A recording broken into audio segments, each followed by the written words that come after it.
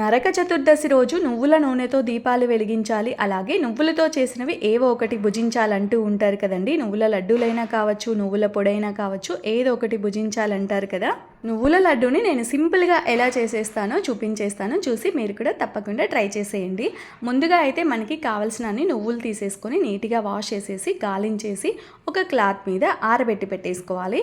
అవి బాగా ఆరిపోయిన తర్వాత స్టవ్ వెలిగించేసి ఒక కడాయి పెట్టేసి అందులో నువ్వులు వేసేసి సిమ్ టు మీడియం ఫ్లేమ్లో పెట్టి దోరగా వేయించాలి. మరి ఎక్కువ వేయించకూడదండి, చేదొచ్చేస్తాయి. అదే కడాయిలోనే కొన్ని పల్లీలు కూడా వేయించేసాను నేను. ఒక కప్పు నువ్వులకి అరకప్పు లేదు అంటే పావు కప్పు పల్లీలు తీసేసుకోవచ్చు. మీరు పల్లీలు వద్దు అనుకునే వాళ్ళు స్కిప్ చేసేయచ్చు, ఓన్లీ నువ్వులతో అయినా కూడా చేసేసుకోవచ్చు. వేయించిన తర్వాత ఈ రెండింటిని బాగా చల్లారబెట్టి పెట్టేసుకోవాలండి. కంప్లీట్గా చల్లగా అయిపోయిన తర్వాత మిక్సీ జార్లోకి వేసేసుకోవాలి. కొన్ని నువ్వులు కొన్ని పల్లీలు వేసేసాను. ఒకేసారికి సరిపోతే ఒకేసారైనా ఇలా బ్లెండ్ చేసేసుకోవచ్చు. నేను 2 టైమ్స్ అలా వేసాను. నేను తీసుకున్నవి 2 టైమ్స్కి సరిపోయాయి.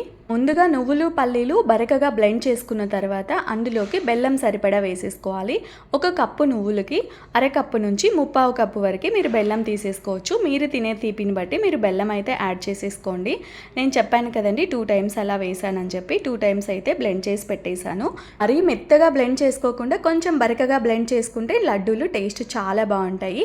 బ్లెండ్ చేసుకున్న మిశ్రమాన్ని ఒక గిన్నెలోకి వేసేసుకొని ఇందులోకి సరిపడా కొంచెం నెయ్యి కాంచుకొని వేసుకొని లడ్డూలు చుట్టేసుకుంటే సరిపోతుంది. ఇందులో నెయ్యి ఎక్కువ వేయకపోయినా కూడా బెల్లం వేసాం కాబట్టి, అలాగే నువ్వుల్లో ఆయిల్ కూడా ఉంటుంది కాబట్టి ఈ లడ్డూలు ఈజీగా చుట్టేసుకోవచ్చు.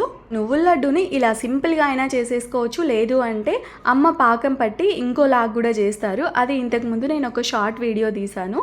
ఎవరికైనా కావాలంటే అది కూడా ఒకసారి చెక్ చేసేయండి. ఈ వీడియో కింద లింక్ ఇచ్చేస్తాను. ఈరోజు మన మినీ వీడియో అయితే ఇదే అండి. వీడియో నచ్చితే లైక్ చేయండి. అలాగే ఇలాంటి మరికొన్ని వీడియోస్ కోసం నా ఛానల్ని తప్పకుండా సబ్స్క్రైబ్ చేసుకోండి. Thank you for watching.